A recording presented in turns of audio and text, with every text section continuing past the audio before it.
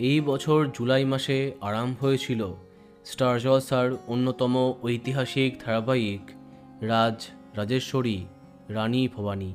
রানী রাসমণির সাফল্যকে মাথায় রেখে আরও এক স্বাধীন রানীর জীবন কাহিনী আনা হয় টেলিপর্দায়।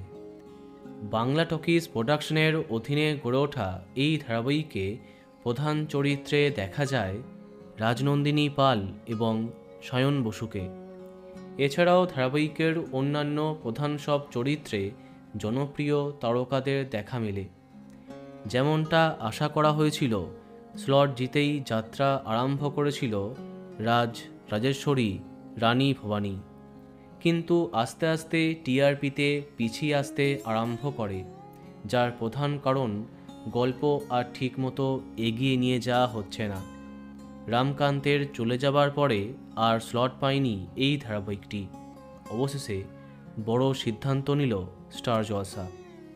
কথা মতো নতুন আপকামিং ধারাবাহিক প্রফেসর বিদ্যা ব্যানার্জিকে রাত 8:30টায় দিয়ে বিকেল 5টায় নিয়ে গেল রানী ভবানীকে, যেটা এই পিরিয়ডিক ড্রামার জন্য একদমই উপযুক্ত নয়। বলা বাহুল্য, এরপরে টিআরপি অনেকটাই কমে যাবে, আর বাকিটা আমরা সবাই জানি।